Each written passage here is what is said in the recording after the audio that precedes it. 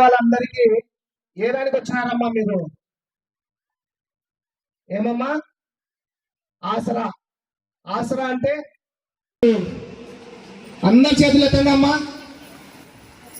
మీ అందరికీ ఇక్కడ రుణమాఫీ పడిన వాళ్ళే.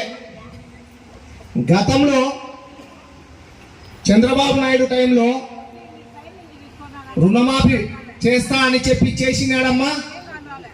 గట్టిగా చెప్పండి అమ్మా. చేయలే. ఇప్పుడు జగన్ సార్ చెప్పి చేసినాడు. ఇప్పుడు మళ్ళా వస్తున్నారు మన ఇళ్ళ దగ్గరికి దొంగలు. మళ్ళా రుణమాఫీ చేస్తా, ప్రతి ఆడ మనిషికి 1500 ప్రతి నెల ఇస్తా అని చెప్తా ఉన్నాడు. చెప్పినది చేస్తాడమ్మా చంద్రబాబు నాయుడు? మీకు నమ్మకం ఉందా? నమ్మకం లేదంటే ఇట్లా ఊపండి అమ్మా. చంద్రబాబు నాయుడు మీద మీకు నమ్మకం లేదు కదా? లేదు. చెప్పినది చేస్తాడా? ఒక్కటి కూడా చేయడు.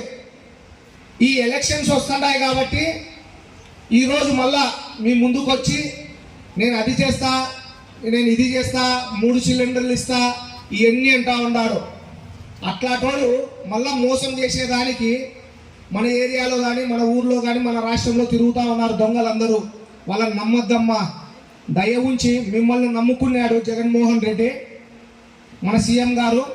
మీరందరూ ఈ పథకాల్లో అందరూ ఎవరైతే లబ్ధి పొందారో వాళ్ళందరూ నాకు ఓటు వేస్తారు, నా ఎమ్మెల్యేలకు ఓటు వేస్తారనే నమ్మకంతో, మీ పైన నమ్మకంతోనే జగన్మోహన్ రెడ్డి సార్ ఈరోజు ఈ ఎలక్షన్స్లలో అందరితో చెప్తున్నాడు, వాళ్ళు గుంపులు గుంపులు వస్తారు, నేను సింగల్గా వస్తున్నా అని.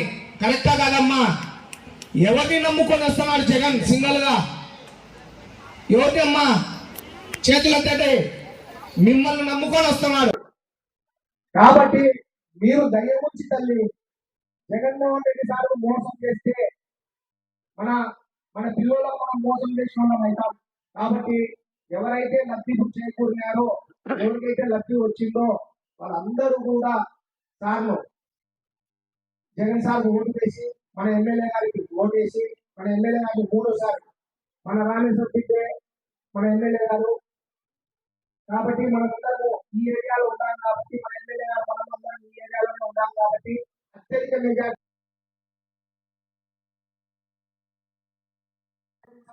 కోరుతూ రేపు రాబోయే ఎలక్షన్లలో ఫ్యాన్ గుర్తుకు ఓటు వేయాలని మిమ్మల్ని అందరినీ ప్రార్థిస్తున్నానమ్మా.